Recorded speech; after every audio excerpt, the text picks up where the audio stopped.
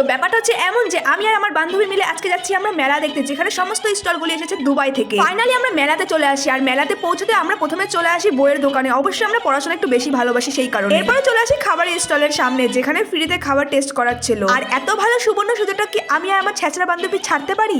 এখানে কিছুক্ষণ ঘোরার পর আমরা ঠিক করি যে আমরা এখান থেকে বেরোবো আর দেখতে যাবো আমরা দুবাই স্টলগুলি। তাই আর কি বেশিক্ষণ অপেক্ষা না করে মানুষের ঠেলাগুদা খেতে খেতে আমরা চলে আসি দুবাই স্টলগুলির সামনে। এখানে এত সুন্দর আর টেস্টি খাবার দেখার পর ভেবেছিলাম যে আমরা এখান থেকে খাবারগুলি কিনবো, কিন্তু খাবারগুলির দাম শোনার পর আমাদের মাথায় আসে যে আমাদের পার্সে আমাদের বাড়ি যাওয়ার ভাড়া ছাড়া আর কোনো টাকাই নেই। তবু আমরা ঠিক করে যে খাবারগুলোকে আমরা বাড়িতে নিয়ে আসবো, আর আমরা খাবারগুলো বাড়িতে নিয়ে আসি কিন্তু ক্যামেরায় ক্যাপচার করে। খাবার দোকান ঘোরার পর আমরা একটা ল্যাম্পের দোকান আসি, যেখানে ল্যাম্পগুলো এত সুন্দরভাবে সাজানো ছিল, আর যেই কারণে পুরো দোকানটা দেখতে অনেক বেশি সুন্দর লাগছিল। এরপরে চলে যাই আমরা জামা কাপড় দোকানে, তারপরে যাই জুয়েলার্সের দোকানে, আর তারপরে চলে যাই এই পারফিউমের দোকানে, যেখানে সমস্ত পারফিউমগুলো ছিল দুবাই থেকে আসা। কোনো জিনিস আমরা নেই কি না নেই, কিন্তু ট্রাই আমরা সব জিনিসই করবো। কিছুক্ষণ আশপাশ দিয়ে ঘোরার পর আমরা একটা ইনস্ট্রুমেন্টের দোকান দেখতে পাই, যেখানে একটা কাকু বসে বসে গান করছিল, কালমাদারি আয়া কালমাদারি আয়া কালা আপনা ভালো লায়া। যাই হোক, কাকুর গান টান শুনে আমরা এখানে আমাদের মেলা দেখা শেষ করি এবং বাইরে বেরিয়ে এসে টোটোতে উঠে পড়ি বাড়ির দিকে রওনা দেওয়ার জন্য। বাড়ির দিকে আমরা তখনই রওনা দিতে পারবো যখন এই টোটোটি সামনের দিকে আগাবে, তার আগে এখানে জাম পড়ে বসে আছে। যাই হোক, জামটাম কাটিয়ে কাকুর ভাড়া মিটিয়ে আমরা ফাইনালি চলে আসি বাড়িতে। মেলা থেকে আস্তে আস্তে অবশ্যই আমাদের অনেকটা রাত হয়ে গেছিল। কই বাত নেই, দেখা হচ্ছে তোমাদের সাথে নেক্সট ব্লগে।